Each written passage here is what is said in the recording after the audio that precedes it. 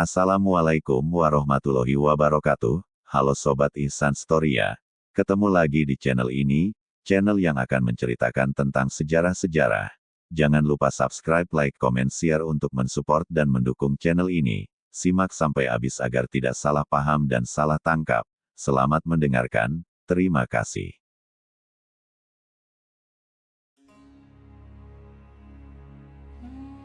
Periode Viking dimulai sekitar tahun 793 Masehi hingga 1066 Masehi, dan dikenal sebagai masa di mana bangsa Viking dari Skandinavia, Norwegia, Swedia, dan Denmark melakukan serangan, penjarahan, dan ekspansi di seluruh Eropa.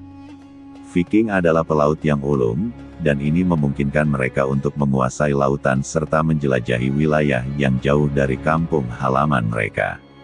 Mereka sering kali menyerang dengan kapal-kapal panjang mereka, yang mampu bergerak cepat di laut dan menyusuri sungai, sehingga memungkinkan mereka untuk menyerang secara tiba-tiba.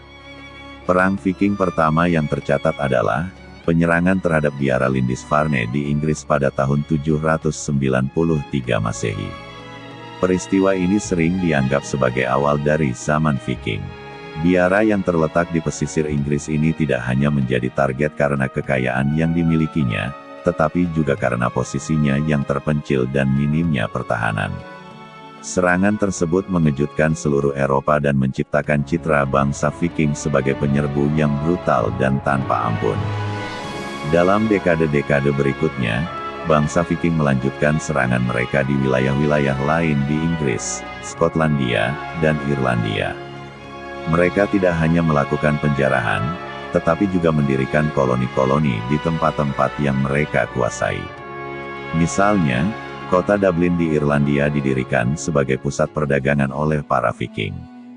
Di Inggris, mereka bahkan berhasil menguasai sebagian besar wilayah utara dan timur, yang kemudian dikenal sebagai Danelaw, wilayah yang berada di bawah hukum dan kekuasaan Viking.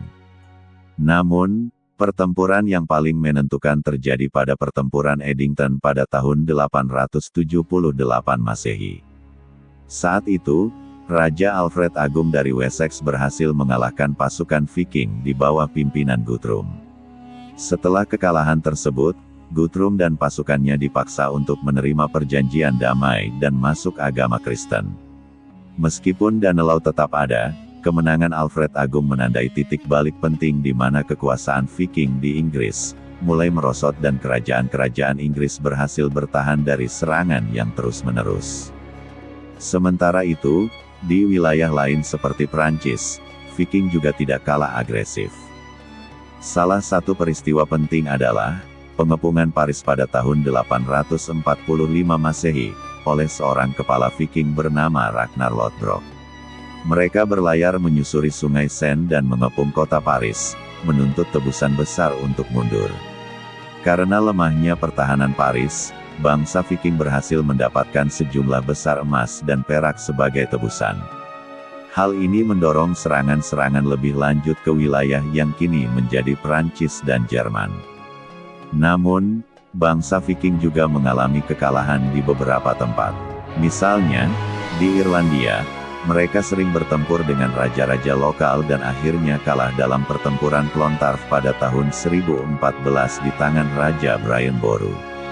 Pertempuran ini tidak langsung mengakhiri kehadiran Viking di Irlandia, tetapi melemahkan pengaruh mereka secara signifikan dan menandai berakhirnya kekuasaan Viking yang dominan di pulau tersebut. Di sisi timur, bangsa Viking dikenal sebagai Varangia, dan mereka juga melakukan ekspansi di wilayah-wilayah Rusia dan Ukraina modern. Mereka bahkan berhasil membentuk Kekaisaran Kievan Rus yang menjadi cikal bakal negara Rusia.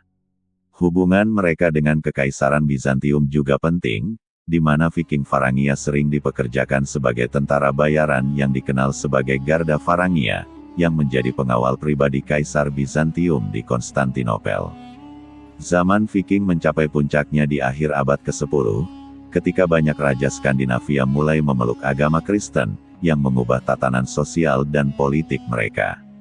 Salah satu peristiwa paling terkenal pada akhir masa Viking adalah pertempuran Stamford Bridge pada tahun 1066 Masehi, di mana Raja Norwegia Harald Hardrada mencoba menaklukkan Inggris.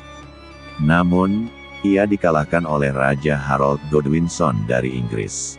Meskipun kemenangan Harold Godwinson tidak berlangsung lama, karena ia kemudian kalah dalam pertempuran Hastings melawan William sang penakluk dari Normandia. Pertempuran di Stamford Bridge dianggap sebagai akhir dari era ekspansi Viking.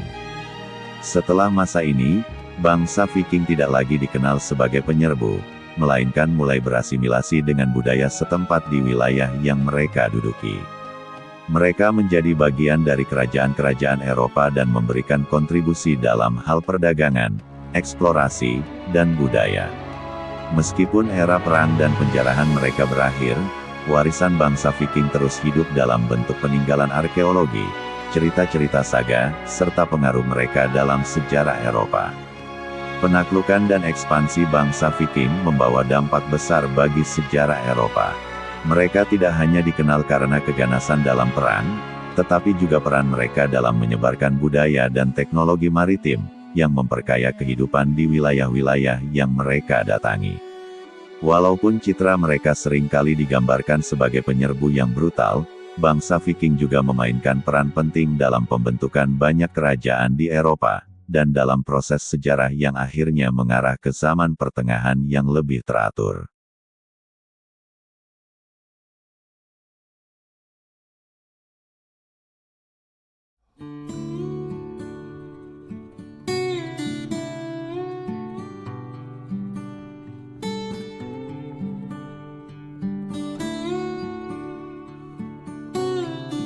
Sebagai penutup, sejarah perang Viking hingga kejatuhan mereka memberikan gambaran yang mendalam tentang masa lalu yang penuh dengan keberanian, keteguhan, dan juga kehancuran.